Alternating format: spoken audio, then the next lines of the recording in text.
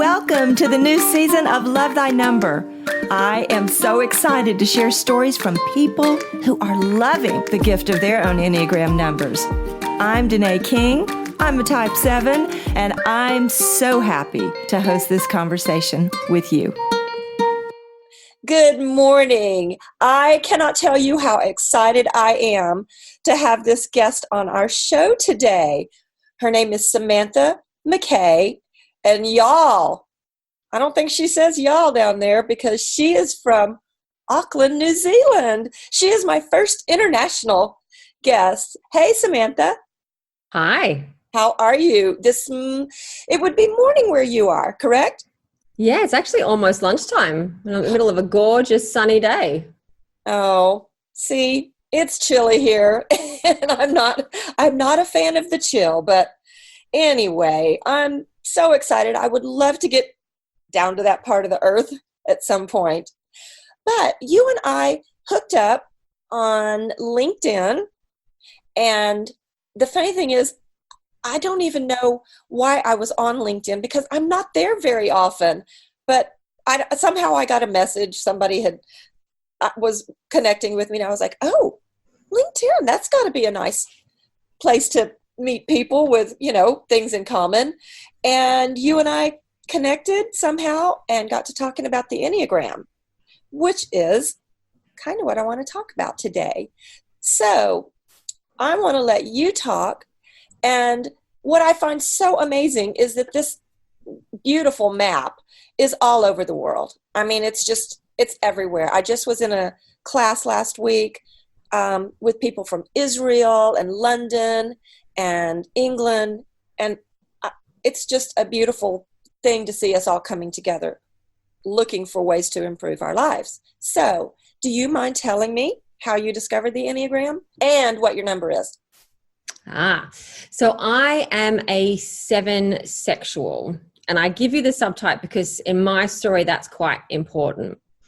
So I discovered the Enneagram a few years ago. I was doing a contract with a local business here, a change management project. And when I first arrived, they said they'd had a consultant in and that most of the organization was a type 6.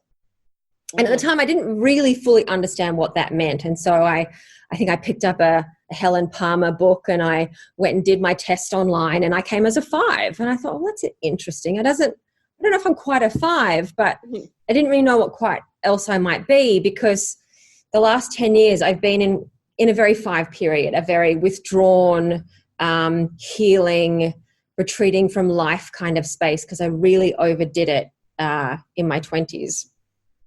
I understand that. Yeah. And so I knew about it for a few years, but I never quite settled on a type. And every so often I would take a look and I'd take a test and I would dabble, but never got anything certain. And so then maybe a year and a half ago, it was becoming, the Enneagram has become more and more popular, more and more conscious in the conversation. And so I started looking into it again, and I bought a copy of Beatrice Chestnut's leadership book because I thought, if I'm going to have a type, I'll see it in a book that's really about work and about leadership, and that's my space, and I'll get it. And I flipped through the book and went, none of these are for me, but I can see an awful lot of 7s in my workplace and in my friends. I could seem to be spot 7s a mile away. And I met a friend who is accredited in the integrative 9 system and test, and they've got quite a fancy test, and she had me do that. And the night before I was going to meet her to get my results, I was like, right, you have to read this book and choose your type, because if you don't, you won't believe the results the next day. Oh, she told you to read the book? No, I did. I knew that I had to decide for myself. Oh, gotcha. Otherwise, I wouldn't believe it. A bit stubborn. And so I got through and I started eliminating the types, and I got to the 7, and I actually read the full first 2 pages in detail. Didn't skip over things like I normally do, which should have been a sign as it was. There's your clue. And one of the sections, because 7s are always described as the hedonistic party animals who travel everywhere and, live it up and never stop socializing. And that just never fully described me. But when I saw they talked about they could get lost in ideas and imagination and collect theories and, like ideas as much as they could collect parties, then I was like, actually, I can see myself as a 7.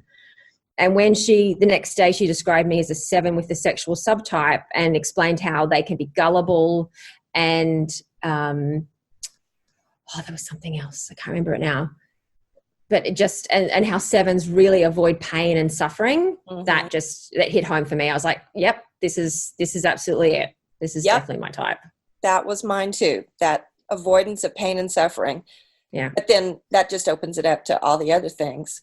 So let me go back just a minute, because I just kind of got so excited about talking to someone down under that I neglected to say, because this will fold into the conversation, that you are already a qualified coach. You're a certified personality hacker profiler, which was all new to me. You and I had talked prior to this, and then you have your own training business. So you have really been in the world of, the self-discovery and the not personality, but personal development.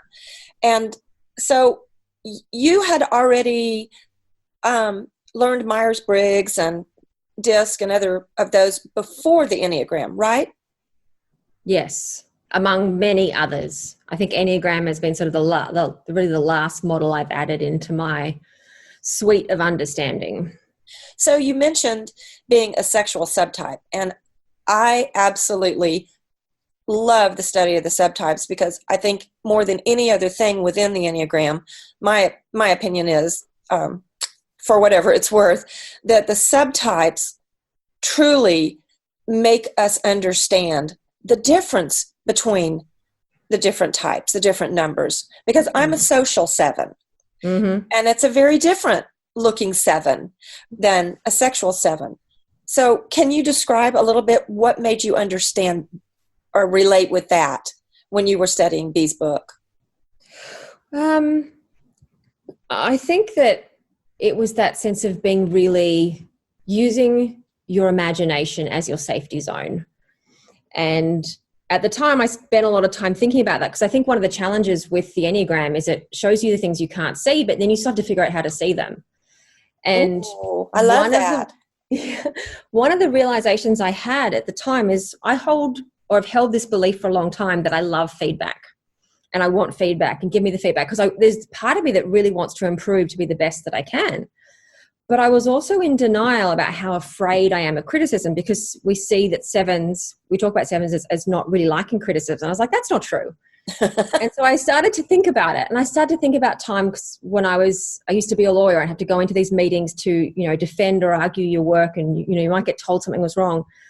And outwardly, I was definitely of the give me the feedback, I want to know it all.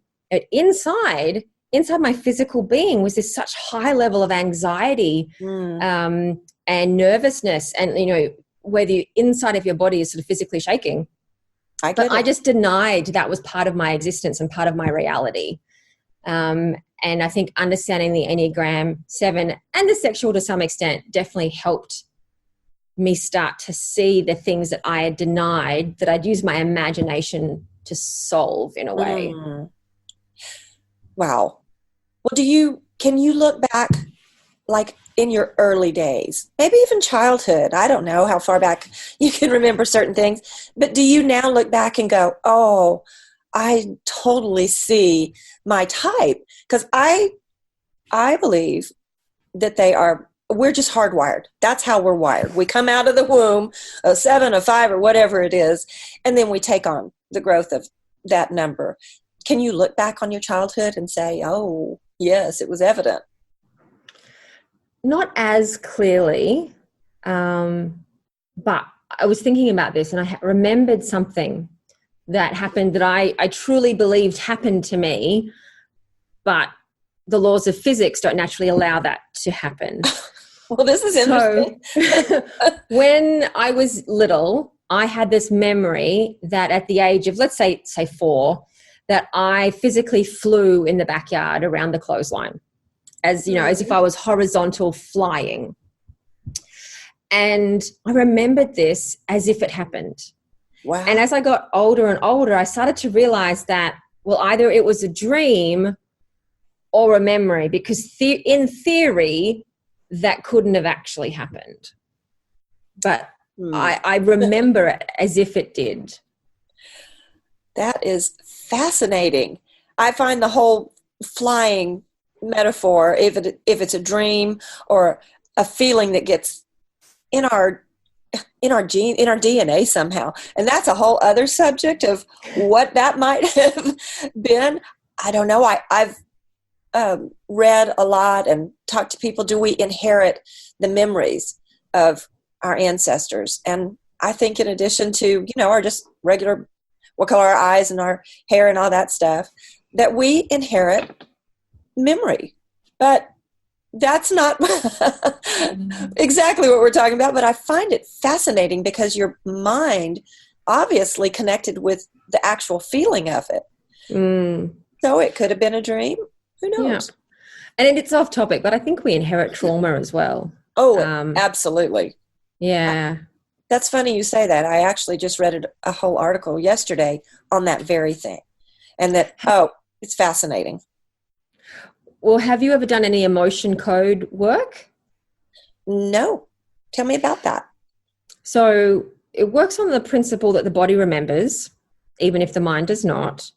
And it uses kinesiology or muscle testing and asks yes/no questions to identify where, like, emotions that are stuck in the body and how long they've been stuck for. And I've had several sessions of this done because 7s are not so good at the emotional stuff, and I need a lot of help.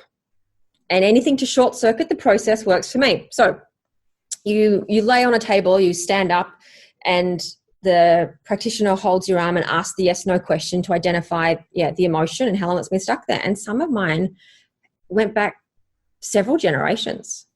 Oh my gosh. Now you've just opened up a whole new world for me. Because I just see it. The more I know people, you can just see they are carrying a weight of, and I believe it's from the past. When you see their ancestors, their history, it's like it's just attached to your genes. And that's the fascinating thing about just beginning to look into that, is that we have the ability to get unstuck, change our genes to where we don't have to pass it on. So this is fascinating. And I think anything that helps us look into the why, and this is what I love about the Enneagram, why we think the way we do. But sometimes we just get stuck, and you will have to send me a link or something to find out more about that. That's amazing.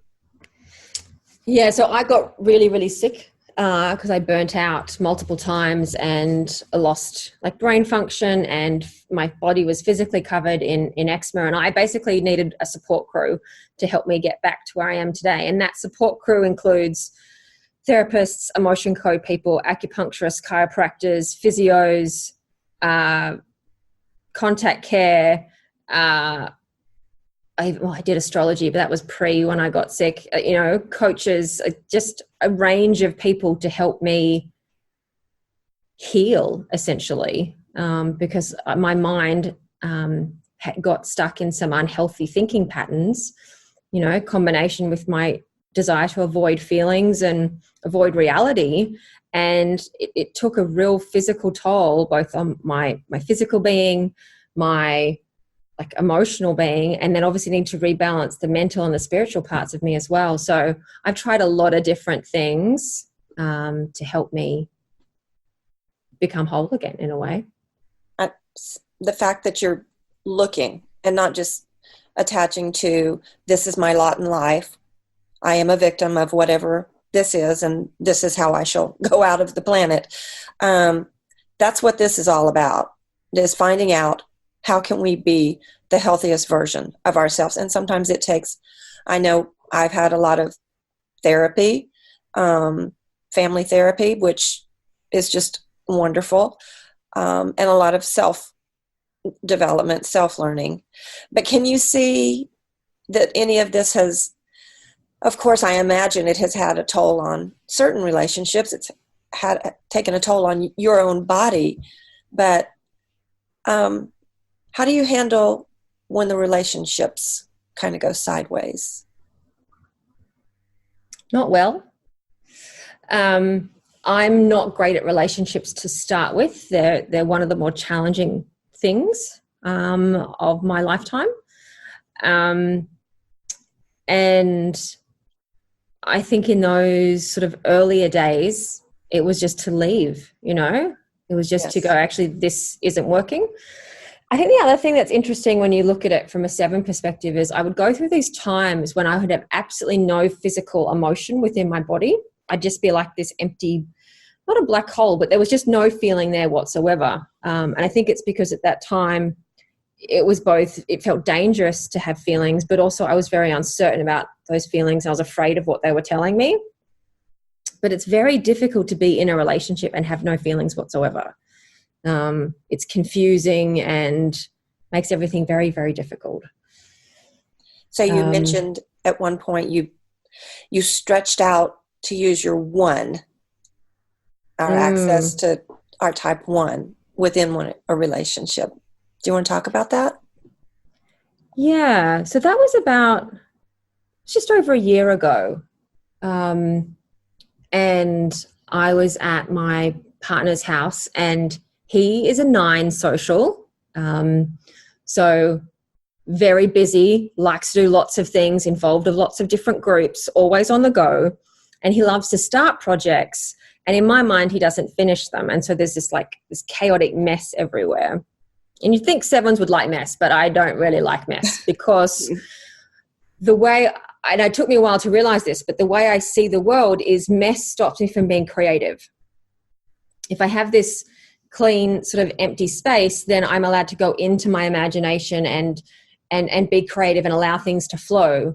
But mess feels like I have all these responsibilities I need to deal with first. Mm-hmm. So you can already see that 1 energy coming in there. Yes. And so at the time, I got really, really angry, that righteous anger. I'm very good at righteous anger. And I got critical and I angry at him for the place always being a mess, for never finishing projects. And in my mind, I made some very strong decisions about the future based really on that, a response to that righteous anger. So I could never live here. I could never be this. I could never do that because it's just, I can't be in this space. And so I find it took me a long time to realize what was happening, as I've spent so much time in the 5, I've gone into the 7, and now I'm stretching into that 1 because I want to be disciplined. I want to be responsible. I want to achieve greater things in the world, but it's still figuring out how to handle that 1 energy so I don't end up in the righteous anger and in the criticism, and I focus on just using the discipline side instead. But I find that in relationships, the healthier aspects of the 5 and the 1 don't come out. I get less positive aspects of those numbers emerging. Yes, it has to be. It's an intentional journey to go over to the 1 and tap into the organization or the strong parts of the 1. I know it can become frenzied. That's how I feel when I'm in a negative energy of a 1. But this is the challenge that we have in all our relationships, whether it's our significant other, our children, our coworkers, is learning to understand they don't see the world exactly like we do. And I know that can be a challenge when we have our bent towards this is the way it should be, this is the way I like it, and our spouse does not, or your partner. It has to be true open communication, and sometimes it just doesn't pan out. I get that. And I don't know the rest of the story, but I do understand how the mind favors its own way of doing things and can that is our growth, is to say, is my way it? Or can I look at some other way? Mm. I know. And one of my challenges in relationships is I have those thoughts and I tend to keep them to myself as opposed to communicating about them.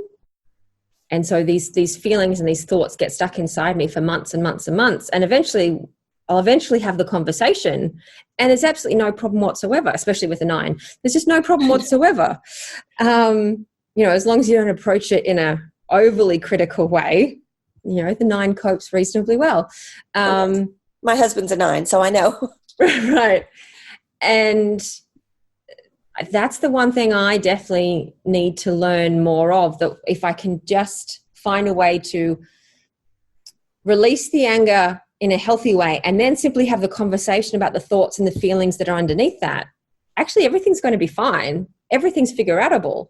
It's just my own head and my own, ego dynamic preventing me from doing that. I think that's all of our challenge, is to get the thoughts out of our head. And just today I was looking, because I'm preparing for a class that we're going to do to talk about relationships, my husband and I.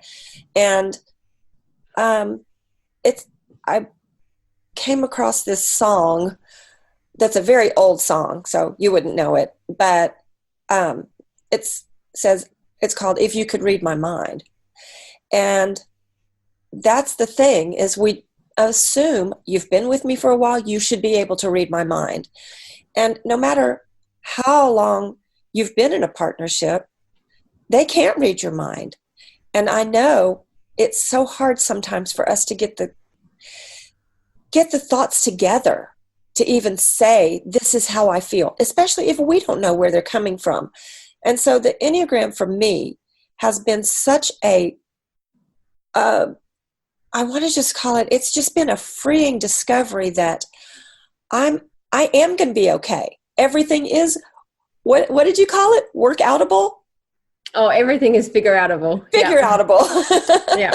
I love that. It is, but not unless we talk about it. Not unless we decide I have to be vulnerable. And, nobody died from being, well, I can't say that across the world, but in a regular, conversation, hopefully the words are not going to destroy our relationship. It's not saying the words that cause trouble. Absolutely. That's my 2 cents. So going forward, you are starting a new company, basically, called More Human. Can you tell me about that? Starting from scratch. Well, I've collected so much knowledge and so many frameworks, and I think they work quite well when you use them together rather than to use them just like one person specializing in just a single framework. And given my background in 10 years of chronic ill health, and having to work my way out of that, wanting people to be healthy and fully balanced in all aspects of their being has become quite important to me. And to not be doing it in, as nutritionist or as a therapist in some way, because that's not my focus. But to understand that actually having these frameworks and interlacing them can really help you start to see the patterns of behavior that you're operating in, and figure out sometimes it's not about changing the pattern, but just how it's working. Like, we're all going to need coping mechanisms, but how can we exchange an unhealthy one for a healthy one? Absolutely. Yes. Yes. That's the goal. First, finding out what that unhealthy pattern is. And then, which can be very difficult, but it does help if someone else can reflect a few things back at you or offer information that makes you think, oh, it's not just me. Because we get so stuck in all the things we see as terrible. We think, oh, it must just be me. This can't be happening to anyone else. And yet it's happening to thousands of people. Exactly. And there's just such comfort. That's why I love connecting with other people who truly understand, and that we're not alone. We are not the only people who have problems, expressing grief or expressing hanging on to the pain. I've done several podcasts talking about my 4 friends and how I've really learned that there's such a gift in my life and not to be afraid of it. I'm not there with embracing the difficult parts, naturally, but I have learned I'm not alone. And when you mentioned that was one of the things that helped you understand who you were, is the avoidance of pain. Well, it comes out somewhere. And you've talked about, it came out in your physical body. I would also, before we wrap this up, or when we do, I want you to send me, the information so I can include it in the show notes about what we were talking about earlier, the emotional. Absolutely, not a thing. problem. I think that would be some great resource to have. I think that the other thing that's useful when you get into the Enneagram is to talk to other people of the same type. Because as part of my research last year, I spoke to different 7s of both different 7 subtypes, but also different 7s of different, like Myers-Briggs types as well, because I wanted to see the different patterns and how they differed. And I spoke to another 7 sexual, and he was married with like 4 or 5 children and had absolutely no problem with relationships. He had a healthy approach to what he called anchoring with other people in the workplace and in his relationships. And I have a very dysfunctional approach to anchoring with people. And it gave me a sense of relief to know actually there are people of my type who can do this well. What can I learn from them, both to see where my mind is working and also to think about how I might adopt or slightly shift it to be more healthy. I found that really comforting and useful. I like that very much. Because yes, when we get with people who speak our language, as I've said before, then somebody who truly can feel what I'm feeling, you can have that deeper conversation and find, like you said about this other sexual 7, and see that, okay, there is a way to have that healthy being in that instinct, in your type. I know that I love listening to, from the narrative tradition, they have panels. And so they'll have a whole panel of 9s or a whole panel of whatever number. And I was on a panel with not the same type, but the same instincts within the type. So I was a social 7, and then there was a social 2. And I love understanding that too, but within our type, this is when you feel like I really have someone who understands how I function in the world. So yeah, let's reach out to each other. Absolutely.